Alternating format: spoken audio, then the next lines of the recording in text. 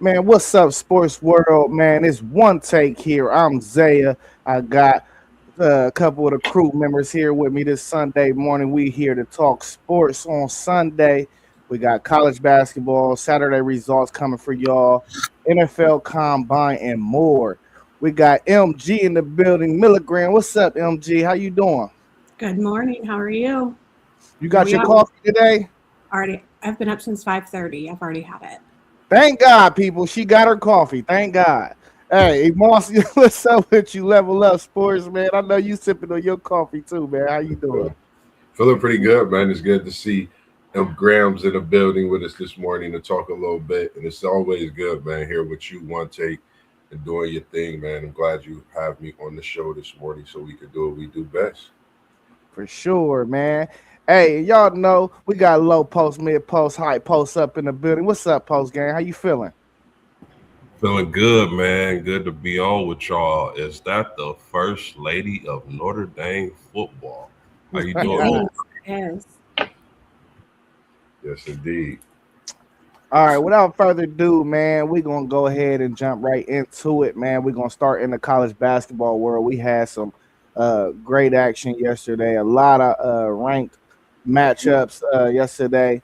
It went kind of crazy, man. But we're gonna start with Virginia, number 11, Virginia at number one, Duke, 51-77. Duke came out with a dub, man. What did y'all think about that game? For me, we'll let you go last, Miss Graham. You know your boys. I know you anxious to talk, but I actually been watching this Duke team since Michigan. I said it yesterday. They're gonna come out, put a little spanking on Virginia. I was trying to figure out who Virginia was last week after watching them, even watching them when they had a tough game and won against the Buckeyes. Trying to figure out who this team is. Duke let us know they're not too much of a threat to some, but to them, they're definitely not a threat. All cylinders clicking, especially defensively. Duke looked like a national championship team yesterday. So we'll just put that in the air. Yes, sir. I picked Duke to win yesterday, but I thought Virginia would present a better challenge to that Duke basketball team. Look, man, I Duke to me is one of the favorites to win it all come March in that March Madness tournament. It's nothing else they can do. They just a legitimate title team at this point.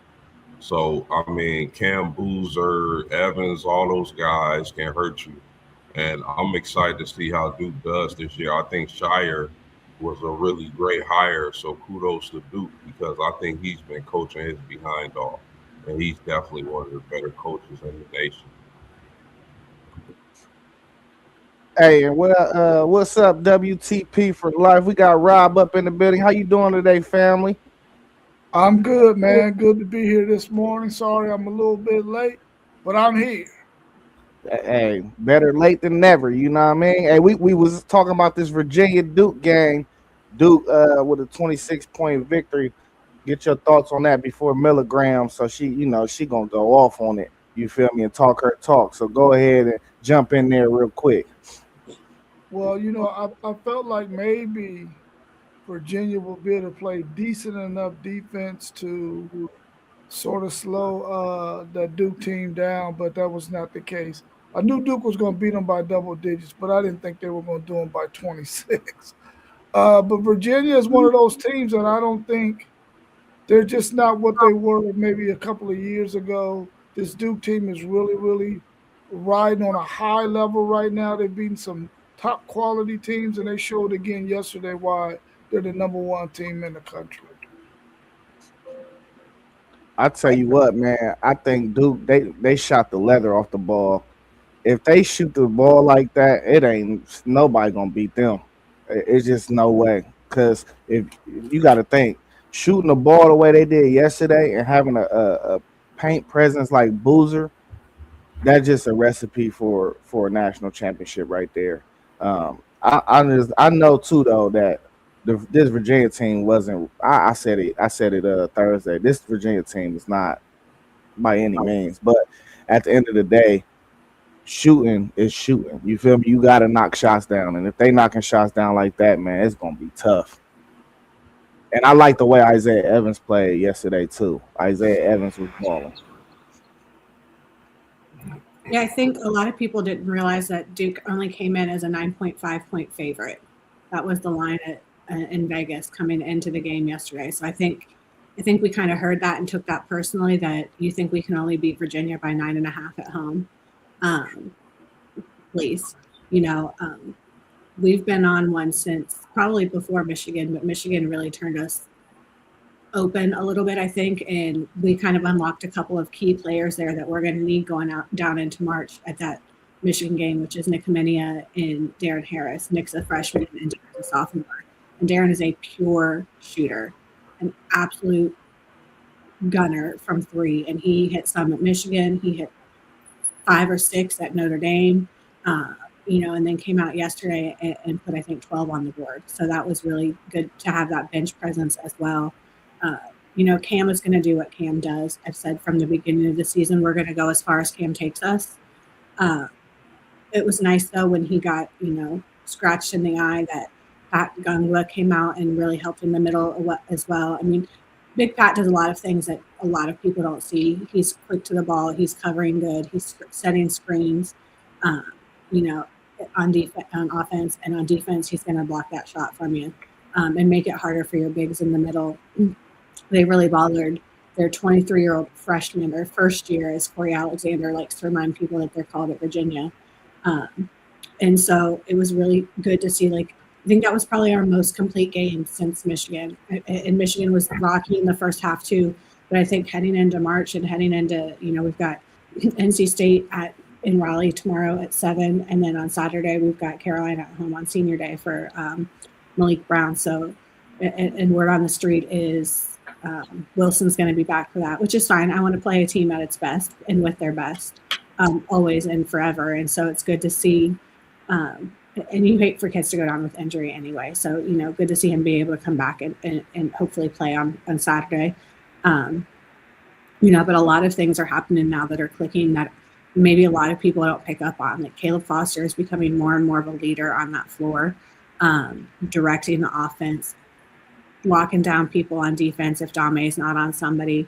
And our defense leads us to our offense. And I think that's helped us in the past few weeks, is really locking up our defensive end as well.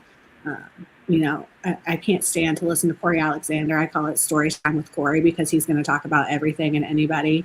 And he played at Virginia and is from Virginia. And so anybody that's from Virginia, they're best friends. And he's got a story about. But he did make a really good point yesterday about how, Jon Scheyer does not get looked at as for ACC Coach of the Year because he's at Duke and that is the expectation. But what he's done in 3 years and what he's done with 2 freshman classes back to back needs to be talked about in Coach of the Year times.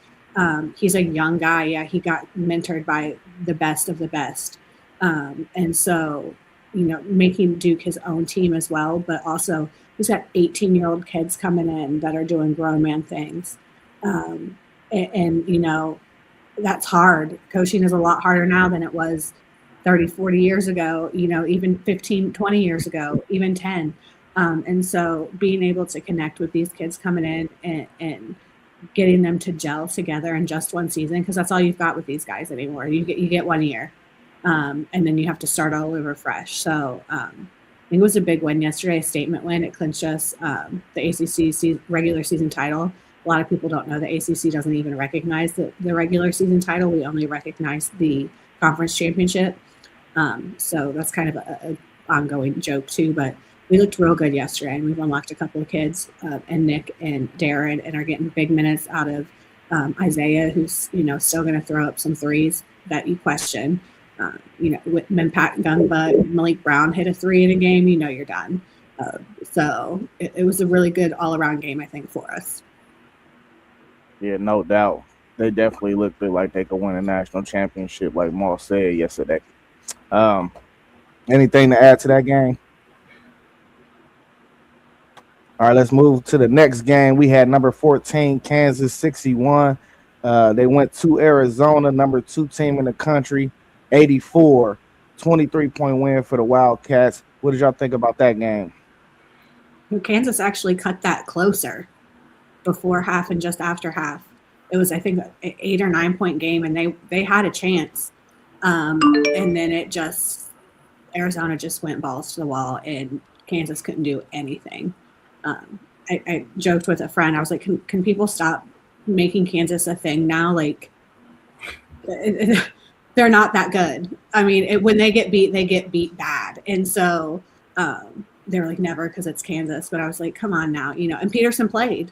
So, Fran Fraschilla is a big Peterson fan and was yelling, oh, he's National Player of the Year. I don't know how you get that when he is just now playing full games, but how you get that and your team still getting beat by 20 every game is unrealistic as well. But, I mean, Arizona looks real good. Yeah. And people forget they had Koa back. Koa Pete. On those games, freshman sensational guys, man. When I seen him on the block posting up doing work, I knew Kansas was in trouble with or without Peterson. I think this was a statement win for Arizona. There's been a lot of questions of other teams taking over the number 1 overall seed. I think with them playing this game at home, knowing they lost the game before against Kansas without Peterson. At that point, when they got it close, I think that timeout that was called, if you notice the adjustments made on Arizona's side, it was just, it's time to go. Foot on the gas, and they have quite a few freshmen on that Arizona team that's dangerous. And again, another team that looked like they could win it also. We're already talking possibly 2 number 1 seeds with Duke and Arizona. The number 1 overall seed is going to be tough. Probably the toughest this year in quite a while. Yeah, I agree with that. I thought this game would be a lot closer than it ended up being. Like Graham said, Kansas did mount a little comeback and off the backs of their star player, Peterson. But I just think that if Duke is 1, Arizona is definitely 2. I think they're right there with Duke as the 2 teams most likely to win it all. Getting Koa Pete back to add with Krivas down low and the other guy coming off the bench, man, that's work you got to put in to deal with. They bigs at Arizona, you're going to have to put in work. And Burries had a big game. I like Bradley and Burries, those 2 guards. So I think Arizona can go as far as they want to go. Yeah, this Kansas team, man, really concerns me because I think it's all a mental thing for them now. I think they had an opportunity here to sort of maybe get moving in the right direction. They did make a run before the end of the first half and made that thing close, but you saw in the second half where Arizona just picked it up a little bit, enough to where they just went ahead and blew out Kansas. And Kansas right now is one of those teams that's going to go into the tournament and their mindset is not in a good space. They're probably, depending on who their first round matchup is, they might get 1, but I would not, if I had a bracket, I would not have them winning 2 games because their mindset is not right now.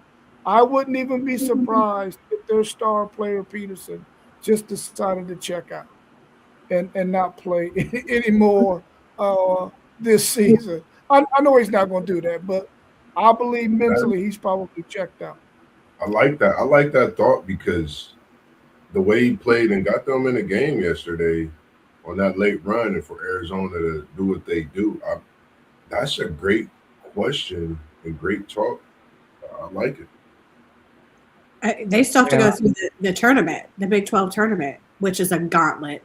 Yeah. I don't know if they win 1 or 2 games in the Big 12 tournament right now. Yeah, man, listen.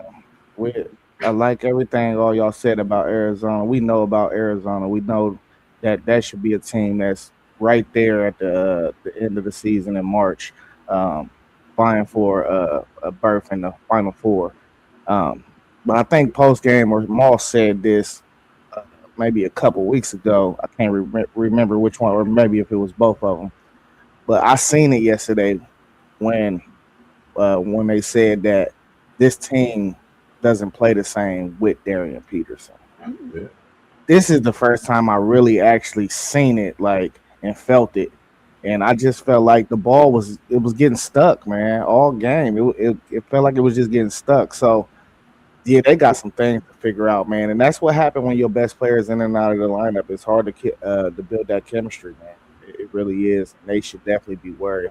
Hopefully, they can, you know, figure out that whole system and that whole dynamic of their offense because I think their offense actually does look better when he's not on the court, unfortunately, and that's their best offensive player. So we'll see what happens in the coming weeks if they can fix that thing because they got the pieces. I mean, this is back-to-back Saturdays. They've been blown out by 20. Yeah. All right, y'all got anything else to add to that Kansas Arizona shellacking? SEC Sean, he said he could check out. I mean, football players do it all the time. I think, and like Ms. Graham said, I think that gauntlet of the Big 12 tournament, which you saying Kansas winning one game in March Madness, what if they don't even win one tournament in one game in the Big 12 tournament? There's a lot of questions after this Arizona loss. I think these next couple games to end the season, it's going to be a lot of talk and a lot of looks at what Kansas is going to do. I mean, they have a great coach, we know Hall of Famer, but it's a lot of questions that need to be answered when it comes to this. Because I think they're the 4th or 5th seed right now in the Big 12 tournament, so they only get one bye. Yeah. Man, they looking at a 7 seed for March Madness the way they playing. Yeah. One loss in that Big 12 tournament could put them at a 10 or a 12, possibly even. It's crazy the way these numbers is falling. I think with this last week, since that Michigan Duke has just been a lot of talk of top teams, and some teams is getting knocked off, some teams are standing strong. I think Kansas is in the middle and they kind of trending down right now, especially after that big loss yesterday. All right, let's move to our next game. We had number 16 Texas Tech with the upset at Iowa State, number 4, 82-73. Did y'all catch it? Did y'all catch any of this game? Yeah, they got a couple shooters, man. Quite a bit. Anderson Atwell transfer. Lewan Watts, I mentioned his name yesterday. I just think, and I talked to Zay a little bit last night. I don't know if Texas Tech is the most dangerous team without their superstar, because you just don't win a game like you win yesterday on the road, as big as the game was, without your superstar. You talking about Toppin, he's a mega star. So I think kudos to Tech. They 3-point shooting. They're going to be a tough outing in the tournament.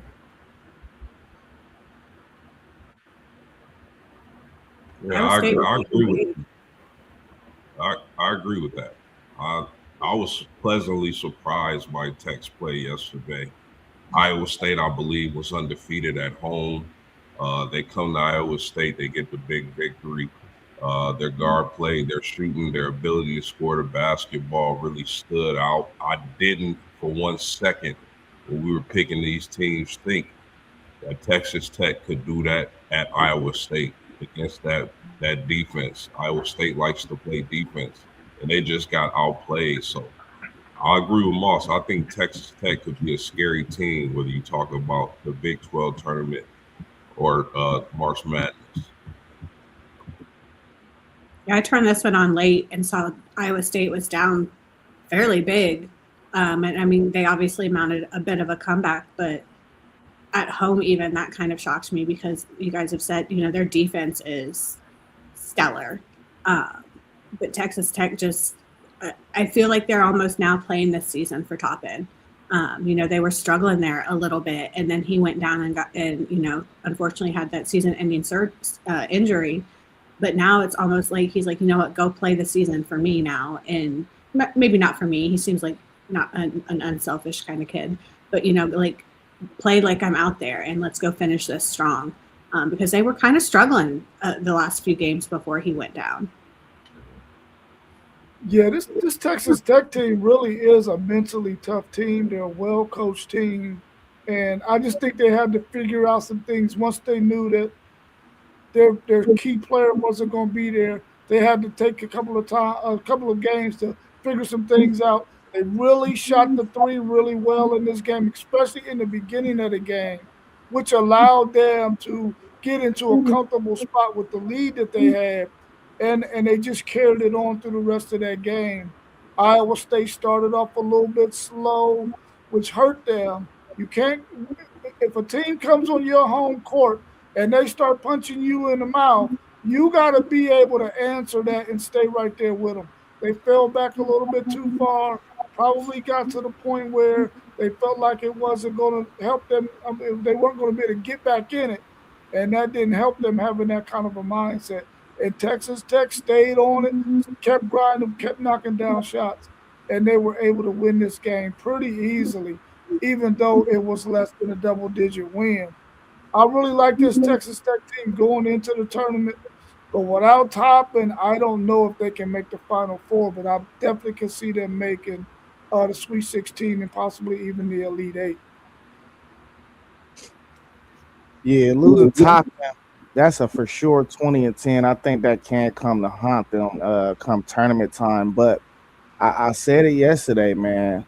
This is pretty much just like Kansas in the aspect of when they lost their best player. I think the team is way more balanced now. It's not just coming from one main guy, and I think that makes them just as dangerous as they was with Toppin. But the thing is, when you lose a player like Toppin, that's the player that gets you through certain games that some of these guys ain't showing up. So we're gonna see if they can keep this momentum going into March Madness. But I definitely I like their team, man. The big boy, the 6'11" dude, with the hair with the dreads. I like him. I like all their perimeter players. They had some guys coming off the bench yesterday. The Mosley kid that don't really get that much playing time that played well yesterday. So that's gonna be a tough team, man. They're gonna probably be slotted at that 3 or 4 seed, and they're gonna cause some problems for some teams in their regions. And this like for me with Texas Tech, this is a reason I think they're dangerous. And I'm glad you mentioned that about the 6'11". If you notice, he's been getting more minutes since Toppin due to the injury. But if you notice his presence, I think with him getting more minutes, Lewan Watts, the way he shoots the ball, when you play in the tournament, you got to play defense. You got to be able to knock down shots. And we didn't see a master class of this on the road from Texas Tech yesterday. Like I said, without their superstar, pretty much player of the year candidate, I mean, that's a lot that you're not playing with on the road in a big game to close out the season and prepare for the conference tournament, let alone March Madness. So I don't know. I really like this Texas Tech team. When we asked about under the radar teams, I picked Texas Tech. I think they were scary then. I think they just got much more scary, and it was a good point playing for Toppin. He's the senior leader, knowing where he wanted to get to, bringing that national championship to the Texas Tech Red Raiders. I think it's the season for Toppin. I don't know. This Texas Tech team, I think, is very scary. Losing this game, though, by Iowa State hurt their chances of getting the number 1 seed, too. Big time. Absolutely. Yeah. And I don't know if this is Zay, I talked to you last night. I said, after the weekend, I'll light you up. Don't matter what team you are, Iowa State. I had high hopes. No number 1. And now, is this the same Iowa State? They couldn't get the job done years ago. That's my new question for you, Iowa State. Did the Cyclone get spent up in a blender, or can they come up out of that blender and make something from scratch and put something together for this tournament? That's my question. That's what I want to see. That's what I want to know for the rest of the season. I think we're going to learn a lot watching the Big 12 tournament. Who's ready for March? Who's ready? And who's going to just kind of squeak in and give us a game, maybe. Or maybe be one of those teams that got in, but we know isn't going to advance. It's the Big 12 tournament's going to give us a ton of information, I think. Who's beating who's showing up, who's showing out, who's ready. Because beating up on each other throughout the season is fine, but you don't know who you're going to get that draw in the field of 60, 68, I guess. But right. And you got to be ready to go, because there are teams that are out there that are not as big as you, that have the mindset of I'm David's taking Goliath down, and we're going to be David. And you can't go in with that mindset of, oh, we're playing Miami of Ohio, they're undefeated, but they're a MAC school. Like, go ahead. You can play that game if you want to, but when you play stupid games, you win stupid prizes, and you go home early in March. Can I ask a quick question on what Melissa is talking about the tournament and the fact that these teams have a really good chance of trying to really get themselves prepared for the actual big NCAA tournament?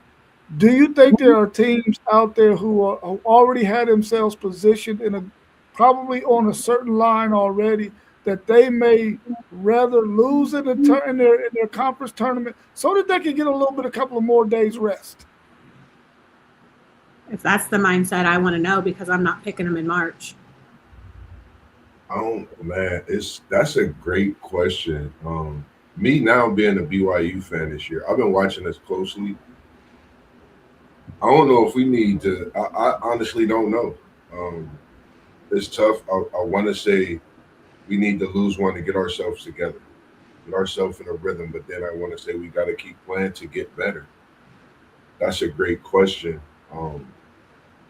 Thinking with injuries of Richie Saunders, I say yes. I think even if BYU lose in the tournament, I think you still put them in the tournament on the strength of what AJ Dubbanson brings to the tournament along with that BYU team. I say it's been tough. We win these last couple games. Let's take us a loss in the tournament because I feel we're going to get a bye and go from there. Go to the drawing board, see what we could do to make March Madness special for AJ Dubbanson, Coach Young, and the rest of this BYU Cougar team. Just my thoughts. I think you may be able to get away with something like that in the NBA as compared to college football. I don't think you prepare to win every game that you play in basketball just to get to the tournament and say we're not going to win this game. We want to lose so we can get more time to heal up, rest, whatever the case may be. I think that's dangerous. You'll probably be out of the tournament as you didn't expect to because you thought you were doing the right thing and resting your kids. But I just don't see how you would prepare and practice to beat teams and then get to a point and say, let's lose this game. Yeah, I'm a firm believer in when it's March, your goal is to not lose another game. You know, that's your goal. This is the heater. This is the month that this is. This is where we going for the jewel of the whole sport. So now when we get to March, it's time to strap your boots up. I go back to these are 18 to 22-year-old kids. They're not playing an NBA schedule where they need rest. You know what I mean? Like it's a possible 40 games. You can do it. You can do it. You're young. You're conditioned. This is what you've been working for. And if you can't get through 40 games, how are you going to get through a 90 to 100 game NBA schedule? It's just one of those things. And I agree with Isaiah that it's March. You either play or you go home and you start prepping for what's coming next your way. But if you feel the need that you need to take up, that you are okay with losing a game to get that extra rest, I battle with that. I mean, with the new college football playoff system, nobody gets a rest. You play week in and week out for 16 weeks, 18 weeks. Just think. Welcome T1 in the building. What to do? How you feeling, T1? Man, I thought y'all was starting at 10. What happened? I ain't get the memo. I did see it go out though. 9 on Sunday. It's probably Isaiah's fault. Switched it to 9 yesterday.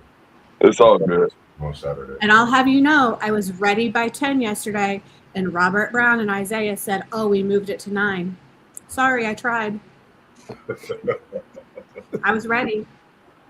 I think yesterday was an eggshell day, but that's another story. But you know, when you get to this time of the year too, to add on to what Melissa was saying, man, it's really not.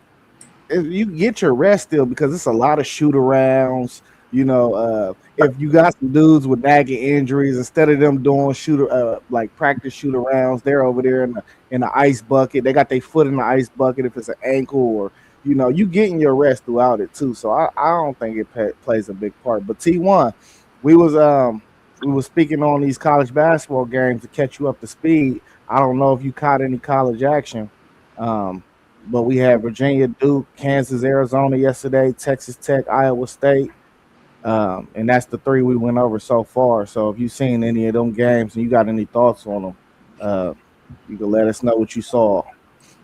I actually didn't. Y'all know I moved into my Delicacy yesterday, so I was working hard all the way late into the midnight hour, and I was tired. I didn't get to see anything.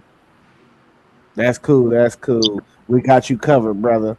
As always, as always. Miss some bangers for sure. Definitely miss some bangers.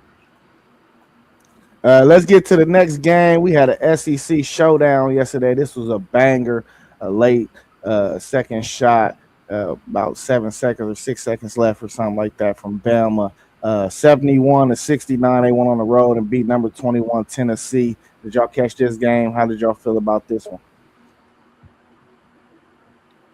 I know I enjoyed it. Oh, Go ahead. I didn't see it. oh, this was definitely a game that played in Tennessee's favor. They kept the score right in the score range where you want to be able to beat Bama. Because Bama, if they get you in the 80s, there's no chance that you're really going to beat them because they score the ball so well.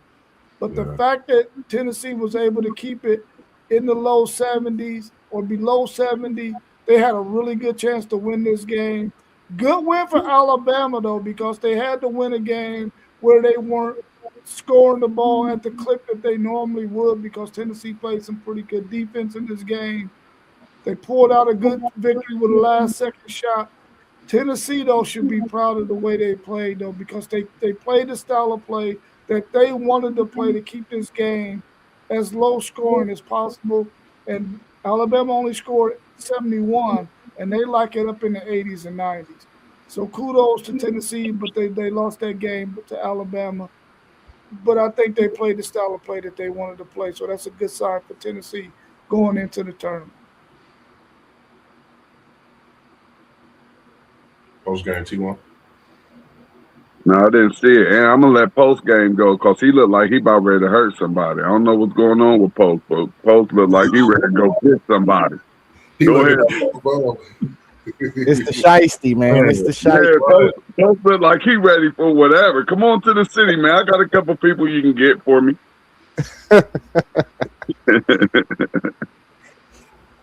No, man, it's cold. I'm streaming in my garage, man. It's pretty cold out here, but I enjoyed this game probably the most on the Saturday slate. I felt like Alabama is a team where if you up on them, you gotta not only hit Goliath with the slingshot, but you gotta behead him, or he gonna come back. And Tennessee didn't behead Alabama. I was so impressed with Tennessee. I don't know how they have as many losses as they have. I know they lost their star player to injury, but the kid Gillespie, thoroughly impressed. That high arcing jump shot, that mid-range pull-up is beautiful to watch. And I felt like Tennessee is a team where some of the things they do, you can't coach. A team who hits the glass and gets offensive boards like Tennessee does, you can't coach that. You can't coach that at all. So I was impressed by Tennessee, their ability to hit the glass, get offensive boards, get second chance points. Gillespie, I think he's a killer. So impressed by Tennessee, but again, you got to take Alabama out. You can't let them hang around, and they hung around and stole the game. So kudos to Bama. Tennessee's been pretty good at getting big leads on people and then letting them slip away.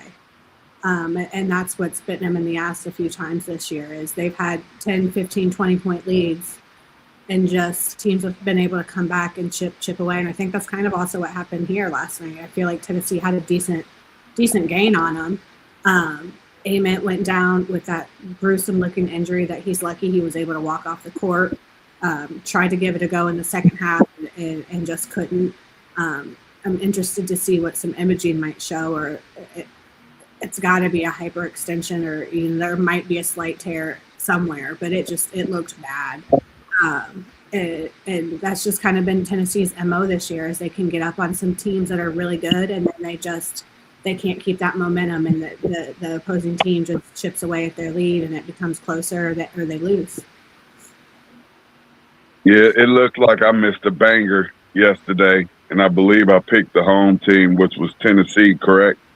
Yeah. Yeah, I believe I picked Tennessee with that one, and that looked like it was a banger and a high-scoring game. I like high-scoring college games.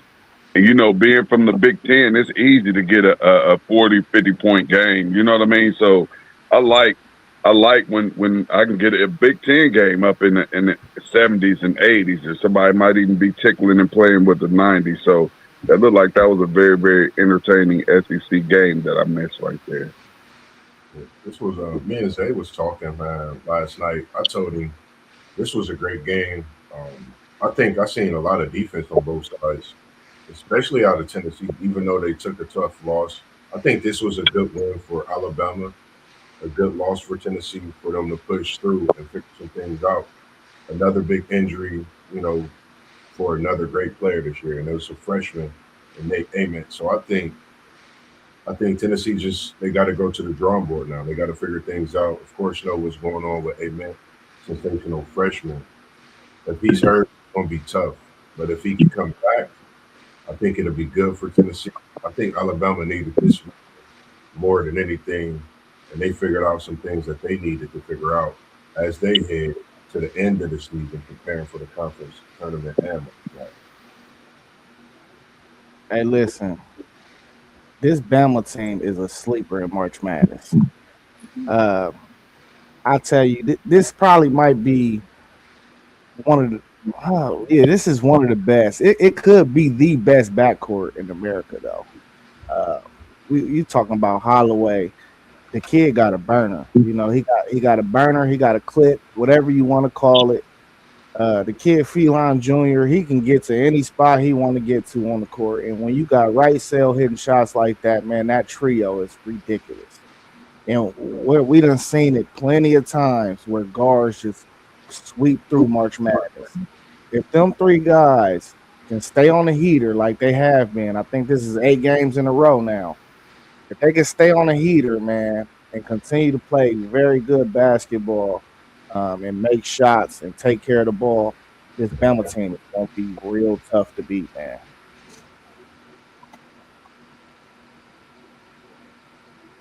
All right, let's lead us to this next matchup, man. We seen another trouncing in the SEC yesterday. 77 to 111. Number 20 went on the road to Florida. Florida came out with that dub. What did y'all catch out of this game? What did y'all see? It was on late for me, but I just need to know what happened between Golden and Cal, because I heard there was some bickering. I don't know. Some competitive banter, probably. I don't know. Well, I doubt it was competitive banter. Kyle, I don't like taking tough losses like this. They got BTA, and I told y'all about the Florida team, man. I think Boogie Plan was the difference maker. He had double figures. 7 players had double figures. And I think this game was bigger for Florida than it was for Arkansas. Mm-hmm. They came out with a goal to put a halt to Flan Thomas, 11 to 32 shooting from the 2 superstars in a big game. It's not going to get it done. And again, I have 7 players in double figures. And Ruben Chinyelu, people don't know about. Mr. Double-Double, you might as well call him that, Big Ruben. He's a monster for Florida. Reminds me of the guy, we thought he was a football player. I think his name was Smith from years ago. But he reminds me of him, and he's a problem. I think this Florida team is the team to watch. Great guard play, get the job done, don't turn the ball over. So, big win for Florida, pushing forward, and they get a share of that title. So, kudos to the reigning national champs until they dethrone. They continue to do work. But Boogie Flan made this personal. Very personal. He made it personal. They did a piece on game day before. I don't know if y'all saw it. That was before I fell asleep because it was a long day. about how, when he got hurt at Arkansas, nobody checked on him. They just ignored him. And that's how he knew he needed to go. He was there when he was there, and then when he wasn't any good for what he was there for, nobody kind of reached out or anything. He took that shit personal yesterday and said, I got you. So I think that was interesting, because you wonder how that goes a lot of times, especially with so many kids are transferring within conference now, which is so strange to me. But when you play your former team and you know the inside or outside workings of a program, you can make it personal. And he did that, and he showed out last night from what I saw this morning. So it was kind of interesting to see. Yeah, I'm with y'all on that. Florida literally Arkansas out to this shit. You heard a bunch of bumping. You heard Arkansas yelling. A couple seconds later, you didn't hear Arkansas yelling anymore. But you still heard the bumping and things falling. This was an old-fashioned beating. And your boy post-game turned this game off at about 10 minutes left in the second half and began to watch the Wars and Rumors of Wars. So, I mean, there's nothing to see here. Florida, we asked if they could be a top 4 seed. I think they can be a top 4 seed, depending if they keep rolling through the conference tournament. So I was thoroughly impressed by Florida. You definitely better bring your A game to the arena with them. Yeah, I'm glad we played them in November, not now. Hey, appreciate y'all for getting me up out of my pig stooey little Arkansas homerism with this one right here, because it looked like it wasn't even close. What was that score again? 111 to 77. 111. Did it go into triple overtime? How could it go into triple overtime if they only had 77? And how the hell did they get 111 points that fast? They got triple ones. What the world was going on in this game? Has anybody scored 111 points this year? I don't even know if I ever see side of, just one of those games where it's like the beginning of the season and you got Ohio State playing Bethune-Cookman or somebody, and you're still not getting 111 points. That right there has to be probably one of the most impressive game scores that I just heard. I ain't get to see it, but that just sounded like everybody was out there eating. It sounded like it was the Golden Corral, and everybody was just out there eating up everything they wanted to eat. Very impressive, and that could be a very dangerous sign for anybody in this NCAA tournament. Just going off of that score right there. Yeah, Florida sent the message to whoever those guys who put those guys on the line, because they tell them, I want a number 1 seed in this freaking tournament. They put it on Arkansas yesterday. The thing I don't like though is they get Texas next, and Arizona is Arkansas is probably gonna be like, we got our butts whooped. We got to take it out on Texas, and they probably gonna smash Texas, man. And Texas need both of these wins these last 2 games to keep themselves up of the bubble. But man, Arkansas getting beat like that by Florida. I think Florida is probably the scariest team ranked outside of the top 3 or 4 teams in the country, because now their guards have started to figure it out. Their front line we already knew was going to be really, really good. They got guys who can score the ball, who are long, who can shoot from 3, and then they got another guy who was long, who can play defense, probably 1 through 5 in the college game. He's a really, really tough defender. And I think with that kind of a team and those guards playing much better than they played early in the season, this Florida team is going to be really, really tough, man. I hope that they can get a number 1 seed going into this tournament, because they are really, really scary. Good job by them yesterday. Hey, y'all know I always look in between the lines and see what I can find out there to see if they trying to throw us a little something. And they scored 111 points. Is that what they scored? Yeah. So that's a number 1 seed and a number 1 seed and a number 1 seed. All ones. How that happened? I don't know. That's just how my brain work. My brain work different, y'all. Y'all know I'll be looking trying to figure out what y'all out there trying to do to us, America. And I'm glad you mentioned that, because if you really think about this Florida team, when they won their back-to-back championships in the last time around, the second championship, nobody spoke on Florida really. And then that tournament came. Florida got ranked right here, like you said, at this high position, and they just put in work with a team that nobody felt could come together like the previous year. So I'm looking at this Florida team. I like you said, the way you said that, WTP and UT1. I think they're, man, that's something. 1 seed for Florida after the big win, tied for the worst loss in the Calipari era. So I think they stirred a lot up with this one. Florida, they out there playing games to celebrate the day. It's the day off and another one tomorrow for them after this big. Hey, listen, y'all know I keep telling y'all Florida is my favorite. You got 7 dudes with double figures, and then the 8th guy got 8 rebounds in the game. So they're 1 through 8. That's like a perfect rotation number for me. 8 guys, maybe 9 sometimes, but 8 guys. Everybody gonna hit the floor for about 17, 18 minutes plus. I love 8-man rotations. I think this team is. They're going to be a hell of a wrecking ball in this tournament. People are going to have problems with them, and I'm really praying and I'm hoping, because the matchup I really want to see them go up against is Arizona. I hope they fall in the same region as Arizona. That will be a monster game for me. Yeah, y'all got anything else y'all want to add about the college hoops world before we move over to the NFL Combine?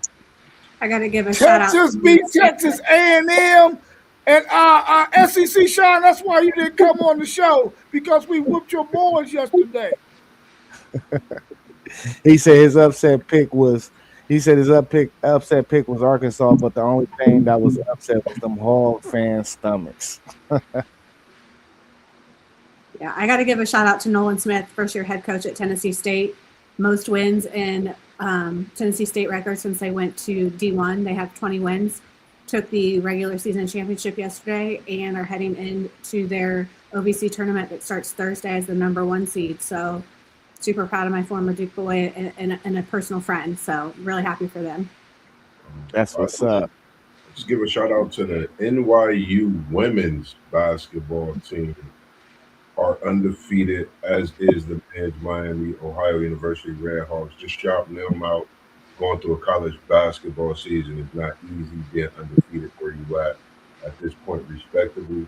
And shout out to St. Mary's, getting a big win against Gonzaga.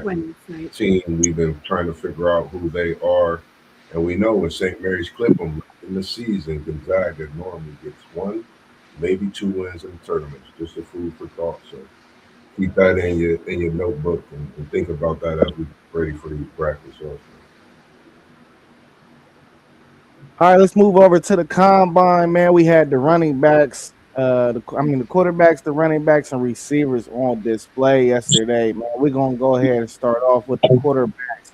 Who is your biggest winners and losers from the QB position from yesterday's combine testing and their throwing sessions?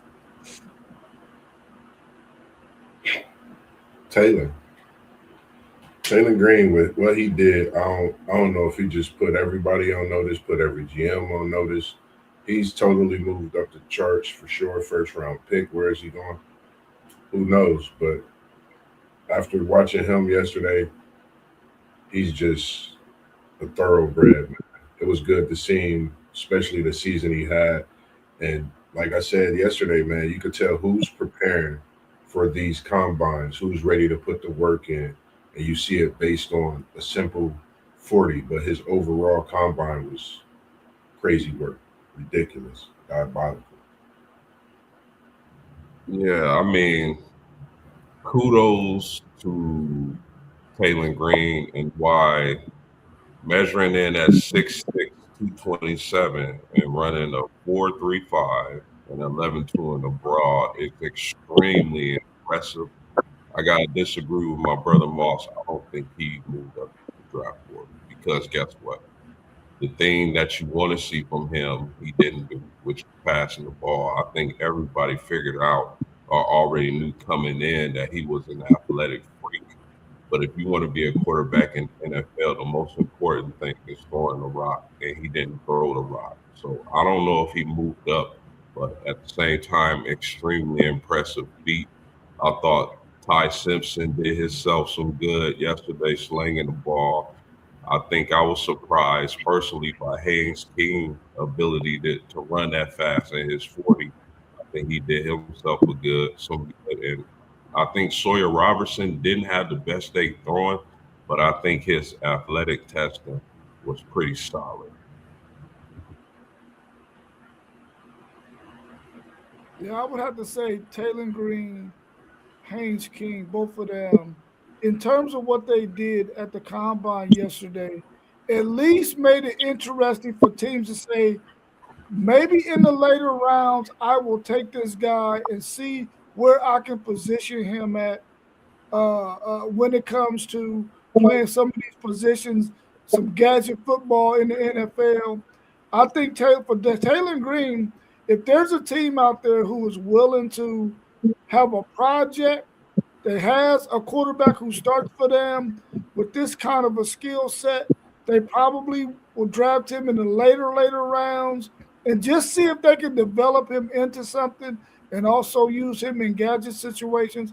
I think that will be the same for Haynes King as well, being able to run that way, or even put him in certain packages, sort of like a wildcat, but also with a guy who can trick you up and throw the ball to a tight end or something. They might have helped themselves in that way. In terms of being drafted straight out as a quarterback, I don't think they helped themselves much.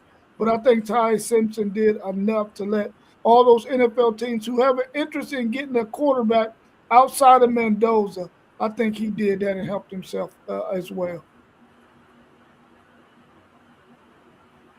P1. Nah, go ahead. I don't like none of them quarterbacks. Yeah, well, we know Taylor Green did some like all-time testing for QB position yesterday. But to throw a little couple other names out there, I thought Cole Payton from North Dakota State threw the ball really well. I think he got on a lot of people's radar yesterday. I would say Drew Aller. I think somebody's going to absolutely fall in love with Drew Aller. Just the measurables.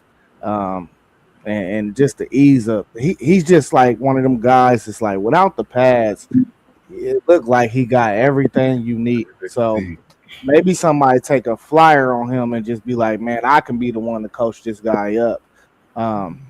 But one person I think hurt themselves, man. I don't know. That ball did not look good coming out of K Club. I don't think he threw the ball well at all for real. Well, I ain't gonna say at all. It just wasn't. It just didn't. I don't know if you've seen it. It just didn't look right. Something was off. I don't know if it was the footwork or just the arm strength in general, but something was off about Cade Klubnik. So I think he's the one guy that didn't do himself no favors. Maybe he could turn that around on pro day and get with his guys and throw the ball a little bit better. But as far as this QB class, we already felt like it's not the deepest. So I won't say that because I wasn't impressed by a lot of these guys, but I won't say that they hurt themselves because they came out there to compete. So I think that's a plus that they even showed up to compete. I think that gives you more credibility than not. Some instances, even if you didn't perform the best. But I think a lot of the times when you got a class like this, it's not that they didn't perform. It's just some of them just don't got it. You know, they just don't got it. So even guy like Haynes King, somebody brought up Haynes King, I thought he would run faster in the 40. You know, I don't remember what did he run 4. What did he run 4.5, 4.6? I thought he would run faster though, but I don't know. Some of these guys, this class is not that good at all, and you could tell. Hey Zay, Yo, this class is garbage. it's not that. You're not going, and that's why I really ain't had much to say unless you just set me up, threw me an alley oop so I can talk about it. This class is garbage. You know what I mean? As a former QB, this class is garbage. I mean, even with Mendoza going number one, if you have any of these other first round QBs, and I'm not even going to say number one overall QBs, I'm just going to say a quarterback that went in the first round. He's not going in the first. He was in a system, had a good system, had a great team that was set up to win, that was extremely old, and I think he's a good quarterback. I'm not saying he's not a good quarterback, but am I saying that he's one of those number one overall draft picks? No. He will be a late first rounder to second rounder in any other draft. And if you take it back some years, and that Indiana team was old as hell. They were old, and that's going to factor in. You know what I mean? So I don't feel that number one pick, but everybody feels like they have to take a quarterback number one. They got the number one pick. They got to get a quarterback. They got to get their franchise player.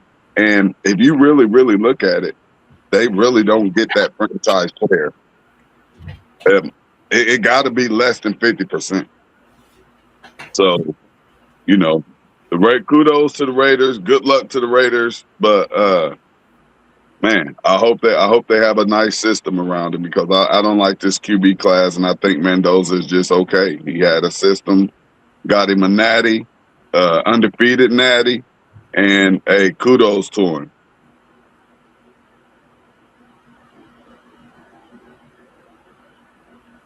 All right, what's Sean talking about that down here? He said, "Sorry, I've been at work." I know. Gotta get that SEC, Sean. You good, Sean. Let's go ahead and move to the running back position, though. Who are y'all's biggest winners and losers from the running back position? I really like the speed of the running backs. You can go ahead, Post. The biggest winners were, of course, Mike Washington, Jeremiah Love, Jadarian Price. I thought those were the biggest winners. I think the fact that they asked Jeremiah Love to stay after and work with the wide receivers shows the versatility that I've been talking about for 3 years now. Jadarian Price, in my opinion, looked the best on the on-field workouts, and he did himself a lot of good getting into the 4.4s.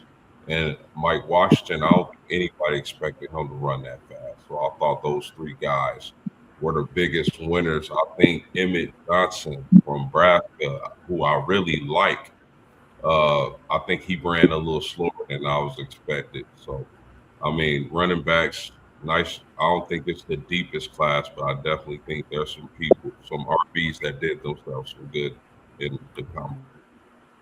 Hey, Post, didn't you say that Love was going to be like a top receiver as well? Coming from out that backfield, you said that, huh? And then they want to look at him with the receivers, huh? You be spitting that hot fire, man. I like that. Hey, T1, hey, shout out to T1, man. He always acknowledged when your boy Post is cooking, man. All day. Hey, and I didn't look at Love like that, but you said that yesterday. You said that he gonna be in the runnings with them wide receivers too, and for the NFL coaches and GMs and scouts to hear you on that post yesterday and say, "Hey, Jeremiah, come over here. We heard that you're gonna be a top receiver too, man. Big props out to you, folks." I just think I was texting Post about Jeremiah Love myself. I think when you had two running backs from the same school, top 6 in a 40 time, very impressive. I think Jeremiah Love don't even need a pro day. His day yesterday was just that good, even through the interview process. And like you mentioned, for him to work out with the wide receivers, I think that shows not just your skill set, but how much them GMs really want you in on their franchise. So I think he really excelled yesterday. I really like what Jeremiah Love put out on the field, and I think it's only going to get faster and stronger. You can go back and look at Adrian Peterson's numbers and compare those to Jeremiah Love's. Crazy work he put on yesterday on that combine. Y'all made me come off mute because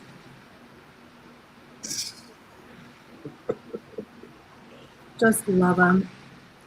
Him and Jadarian. I mean, Jeremiah said he's not even going to participate in Pro Day at Notre Dame. There's no need for him to. He proved himself yesterday. He's proved himself the past 3 years. I don't know what Jadarian's going to do. And, I have no dog in the fight once they leave Notre Dame. Love you. You're always being Irish to me. But Jeremiah Love is just an absolute dog. Him and Jadarian both bring two totally different skill sets. But what you saw yesterday, I'm assuming because I didn't watch it, was what they do every day. Every day they put in that work. So I just love. Back on you. Yeah, kudos to Washington in that fast time that he ran. He really helped himself a lot. I think we already knew what those two Notre Dame running backs would be. So they really didn't even have to go out there and perform in my eyes. I think NFL scouts already know what they're going to get with those two guys. But I like what Mossberg said about the Pro Day. If I'm Love, I'm taking the back seat and I'm letting Jadarian Price just go out there by himself at that running back position and just solidify himself in front of those scouts and just let him do all the work and Love not go out there at all. Maybe be there for moral support and that be it. But I think that those two guys are probably the two best running backs in this draft. But Washington really did it. So is Washington the kid is he from Arkansas? Yeah. Yeah, that kid runs hard, man. You see how he trucked Michael Taft on the sideline in that game, man. I really like him. I think the way he runs, physical, with a purpose, and he can couple that with some speed too. I think he really, really helped himself out a great deal in this draft because running backs really, you only get 2 or 3 of them that really, really go high. But I think he's a guy who could get in that mix and be the third running back pick in this NFL draft. Yeah, I mean, go ahead, Post. My bad, Zay. I don't think people realize how fast these players are moving. Like, I know we do, but for the audience, like, just to put it in perspective, like 4.5 is fast. 4.4, that's elite speed. 4.3 and better, you just a freak of nature. Nah, that's a fact. You moving like you 4 or 5, you moving like school zone like speed. You know what I'm saying? All right, what we talking about? Yeah, you like a sports car with 4.3 speed. But I thought a lot about the speed with the running back position as well as, just in general. But the running back position yesterday made me think, will this class come in after the way Genty performed last year's rookie season? We've seen some of these rookies performing. Could this class be a class that possibly give them thoughts, as I said last year, about changing the money when it comes to this running back? Because we know they're undervalued. And that's a position you got to get out there, run that ball. You getting hit. That's not easy. They got to start paying that. They got to go look at that running back position and up that money a little bit some way, somehow, because it seemed like they're needed more since they've lessened the money value. Yeah, I mean, outside of Washington yesterday, I don't think really there was no really winners. Because I feel like people already know Jeremiah Love is a top 3 overall type of talent in this draft. So, I mean, as long as whether he ran or not, I feel like he was still the same player. His film is there. So I just can't say anything about anybody else that really helped themselves. But who did hurt themselves is all the guys that did not perform, bro. I'm looking for Katron Allen, can't find him. Where's Nicholas Singleton? Can't find him. Where's Jonah Coleman? I can't find you. Where's Noah Whittingham from Oregon? I can't find you guys. Why are you guys like? I'm not gonna call y'all scared, but why are y'all guys not out there competing next to the other players that's working for positions in these drafts? And I think sometimes when you wait till Pro Day, you wait till your comfort zone, That's kind of a telling trait for me, bro. I want my running back to be dogs. So I want you to come out there and compete. I think them guys hurt themselves more than anything. That's a really good point. One take Zed. When you're not the guy at your position group, and you get invited to the combine, it's essential that you go. You can't wait for your comfort zone and your pro day to go out there and show what you got, man. If you get invited and you're not Jeremiah Love at the running back position or the group of guys that was in there last year, who we saw go out there and perform and did well for themselves, you do yourself a disservice by not going to the NFL Combine. Y'all got anything else to add? Oh, go ahead, Post. I just want to add that there's a little bit of noise about Carnell Tate's 40. He ran in the 4.5. So what? Some of the best. We about to get to the receivers, Post. Yeah, we on running backs. My bad. We about to get to you. Hey, matter of fact, you going first. What's your biggest winners and losers, man? Go ahead, Post. Kill him from the receiver position. Right, so I can give you some more props. I thought overall the SEC receivers were really fast. You got Brendan Thompson, Xavier Thomas, Deion Burks, and then a guy Zay likes to talk about, and Chris Brezel out of Tennessee. Him at 6'5", 200 pounds, running in the 4.3s. Bro, I think he just solidified a first-round draft pick. That size and speed combo is going to be too sexy for GMs to pass up on. So I thought there was some wide receivers that really helped their case. Now, what I was about to get to was Carnell Tate, and I hear people talking about his 6'5" or 4.5 40 time. So what? Guess what? Y'all remember guys like Jerry Rice? Y'all remember guys? What's my man who used to play in Houston with the hands? I don't know why I can't remember. Devontae. Who? Hopkins. Andre Johnson. Devontae Adams. Devontae Adams.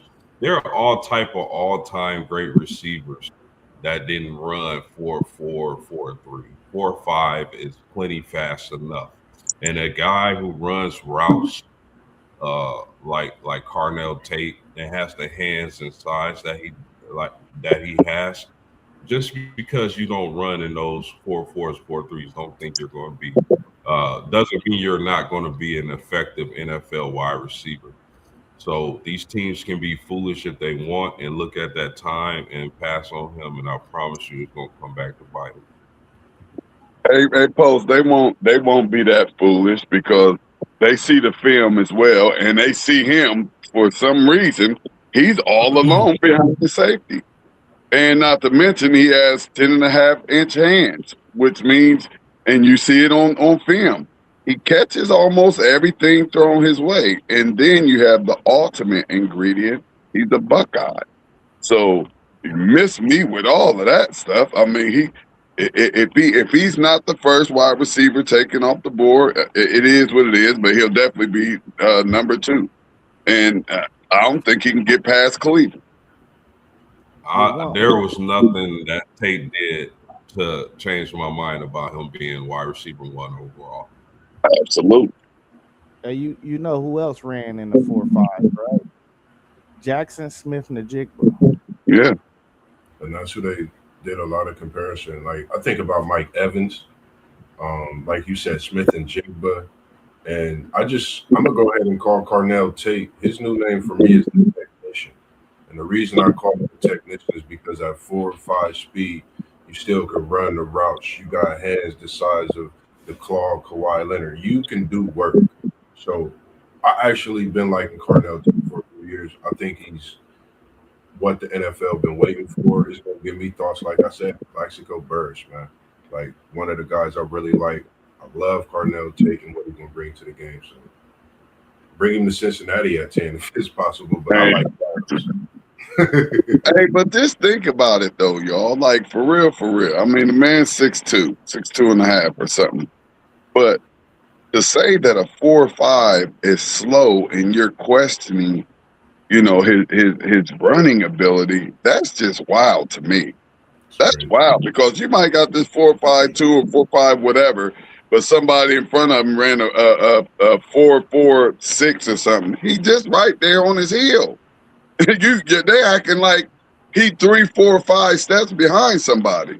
Like he's still right there on the heel of a 4.3. You know what I mean? So, you know, I think that's ridiculous to say that a 4.5. And I understand you want the receivers running a 4.3, but those receivers are probably 5'8", 5'9", 5'10". And that's when we do say it's impressive when we see, you know, a wide receiver or a quarterback or a linebacker run a 4.3, run a 4.4. I get that. But, you know, to try to drop a wide receiver because of his 40 time when the film doesn't lie and he wasn't slow. Now, if he would have ran a 4.6, a 4.65, 4.68 or something, then I maybe could rock with you a little bit. But 4.5, that's good. And not to mention, he'll probably run a 4.4, somewhere in the mid 4.4s at Pro Day. He probably will run it again at Pro Day to get a better time. But man, I thought it was a couple guys that helped out a lot yesterday, and the main one I would say is Deion Burks in Oklahoma. I thought Deion Burks went out there and balled out. He was already a guy in my book. But I think he's creeping closer to that first round. So the thing with him is, though, we didn't see we all last year. We was like, man, we got dudes in Oklahoma they don't have no receivers. Nobody's getting open to that. I'm starting to really think it was coaching, bro, at this point, because the way Deion Burks ran that 4.35, just seeing him and Chris route running yesterday, I'm like, man, I don't know how they couldn't get this guy open. But another guy too is Zachariah Branch. I think Zachariah Branch is highly slept on, and I want to say that they threw him a lot of screen passes, even at USC, screen passes, even at Georgia, screen passes, a lot of intermediate stuff. But his route running is actually like probably one of the crisp I've seen all day yesterday. So Zachariah Branch, man, I wouldn't be surprised if somebody took him in the first round either. It just depends on the team, honestly, and people department and what they see on the film. Because word is that Zachariah Branch actually suggests that he has a very big route tree, just they don't throw him the ball down the field. So that could be another key too. But them two guys, I think they definitely earned themselves more money. I think their potential is about to be unlocked for sure. I'm glad you met Zachariah Branch. We see his talent, man. I think whoever gets both of these receivers are going to get something special. Branch, I think he brings a whole different element, kind of like Percy Harvin. Like you got to look at some of these hybrid receivers and their speed and the skill and what they can do. Like you said, with route running, he's special. I think he's just going to be unlocked once he's drafted. Yeah, I think Deion Burke did himself a really good service yesterday in the combine, along with Brennan Thompson in terms of the speed, possibly to be a return guy, not necessarily as a wide receiver in the NFL. His route running, his ability to catch the football and all that is not, because he went from Texas to Oklahoma to Mississippi State, but the speed is there. So as a return guy, I think he did himself some service there. Deion Burks, of course, and then Zachariah Branch. I think he really helped himself out a lot. If he had a better quarterback, we really would have to see just how talented Zachariah Branch is. This Georgia team was not a team that would throw the ball down the field a whole lot. That was a big knock on Gunnar Stockton all season. We seen him do it at the Tennessee game, but we didn't see it much after that. And I think if he would have been able to give those kind of throws to Zachariah Branch during the season a lot more, he really would be one of the top receivers that we would be talking about. In terms of Carnell Tate running that 4.54, if I'm an NFL scout and I'm gonna go on the opposite side, not because I don't think that he's gonna be the number one wide receiver pick, because I think he will be. But if I'm looking at his film, I'm wondering, was he the beneficiary of having Jeremiah Smith on the other side of it? But he runs really good routes. So you can't say that he's not, or he only was good because of that. Because his route running is phenomenal. So I hope that these scouts really look deep into how good of a receiver he is, as opposed to just thinking that, oh, he put up these numbers, he's this or that. I hope that they really go back and look at everything that he does. So that way they really can determine, yeah, this guy really is that good. He just wasn't the beneficiary of having Jeremiah Smith on the other side of it. He's a Buckeye. That's all you need to know. You're a Buckeye, watch the film, and what Archie Griffin was a Buckeye and a 2-time Heisman Trophy winner, and he was a bust in the NFL. But guess what? These wide that's coming to the NFL year after year after year after year. I mean, Smith and Jigba was just the offensive player of the year in year number 2. Yeah. Marvin just needs a quarterback. I mean, everybody, if you're NFL team, you want a Buckeye wide receiver. If I'm lying, I'm lying. Hey, Yeah, I would just add that Carnell Tate has dominated on every level of football he's played thus far, high school and college. I don't think it's going to be any different in the NFL. But, I mean, Rob did bring up a good point. How much of that was due to who he is playing with. But I think at the end of the day, Carnell Tate is going to be an absolute stud in the NFL at the wide receiver position. I mean, shoot, at times, he was looking better than Jeremiah. Talk about it. You can call it whatever you want to call it, but at times he was. So it was just like pick your poison, y'all. Hey, they had to sit Carnell Tate this year because he was going to win the Biletnikoff Award over Jeremiah Smith. They couldn't let that happen. Yeah, that's the real reason he shut down them games. They talking about an injury because he was already surpassing him, and I think he was on for another big game. So I don't know, Tate. I've been liking him, man. He's special. Whatever GM gets Tate, man, they're gonna be getting something very special. And like you said, man, it's a factory down there at Ohio State. They produce wide receivers like no other. We seeing it. It's starting to be a normal thing. And like for me, I don't know. I would like to see him be paired up with Malik Neighbors. You got Ohio State and LSU wide receivers. I think that would be something special for Jackson Dart, Scatterbo. We'll figure out everything else in the offseason, free agency or whatnot if we can. I just think that would be great for him. Man, that statement almost sounds like y'all saying that Jeremiah Smith was benefiting from Carnell Tate. No, Carnell Tate was benefiting because of Jeremiah Smith. Why does anybody have to be benefited though? They're both great in their own rights, man. But they are. I agree with you. But if you're a defensive coordinator, you already know who was Texas making sure didn't kill him. Who was everybody making sure this guy didn't kill us? And everybody who didn't, what happened? Jeremiah Smith killed them. I'm just saying, did Jackson Smith Tate killed. Tate has some monster games, and just as One Take Zay said, and I believe it now, I don't even know if he was hurt. He was going all the way up to where he was like I said, he was looking like the best wide receiver in college football. Simply because that guy on the other side of him was getting double teamed and triple teamed. Man, come on, man. Y'all know that's the truth.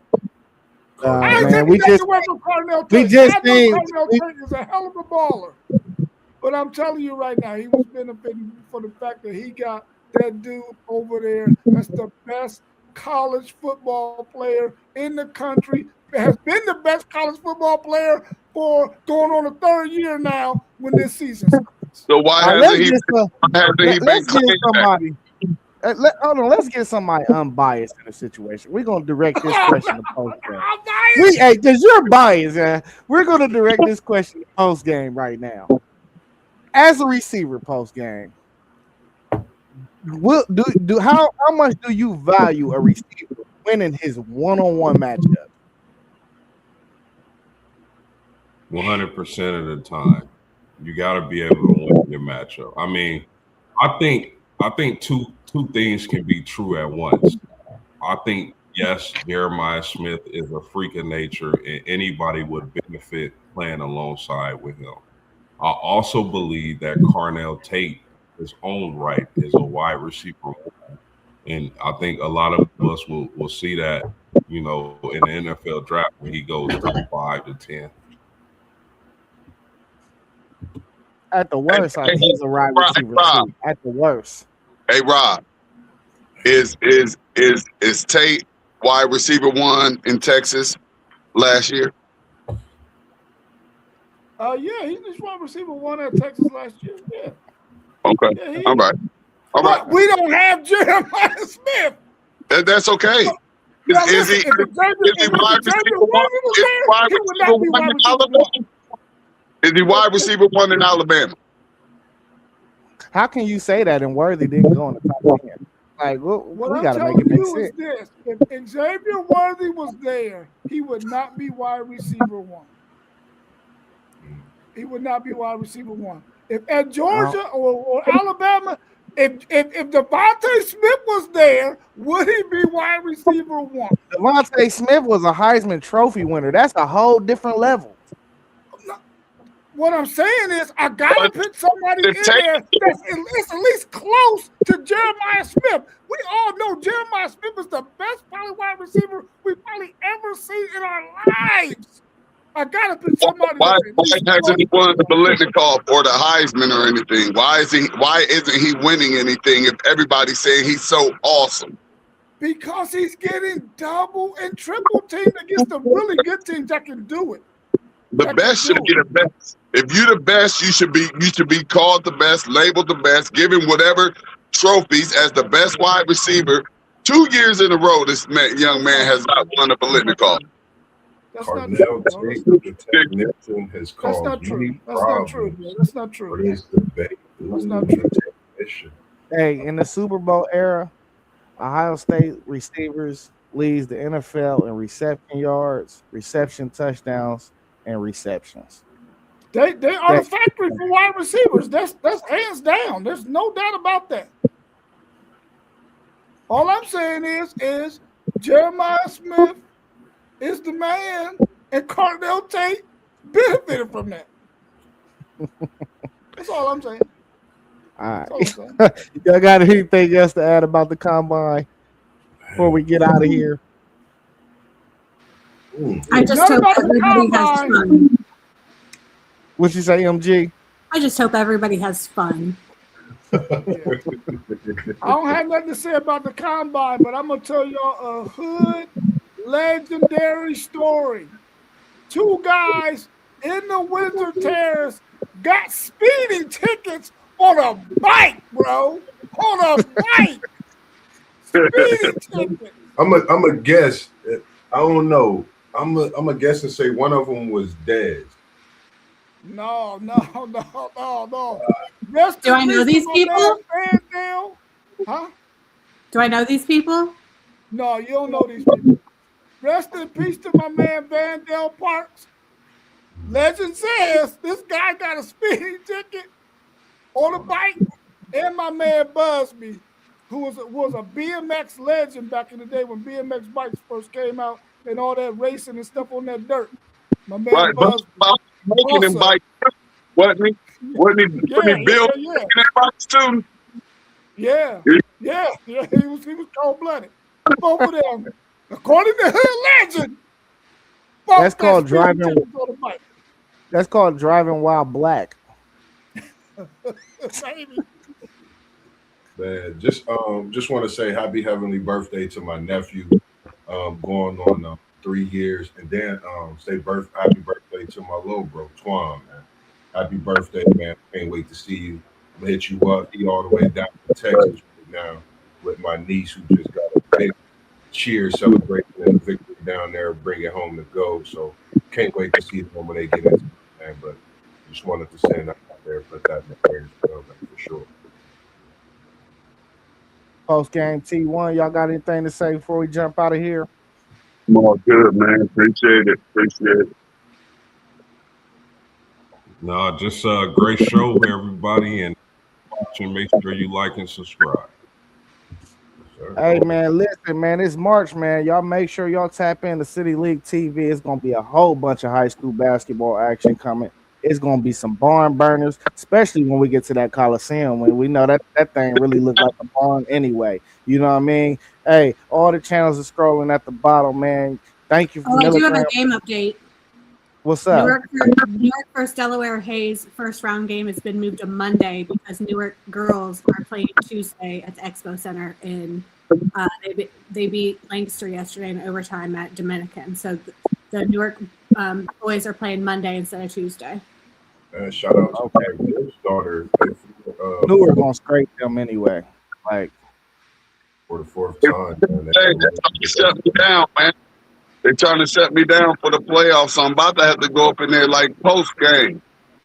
I'm about to have to run up in there like post game and just do what I do, but they trying to shut me down. They're inspection on all of the rights, and I can't go live and all this and all that. So I might just have to bypass the credentials and just go do what I do.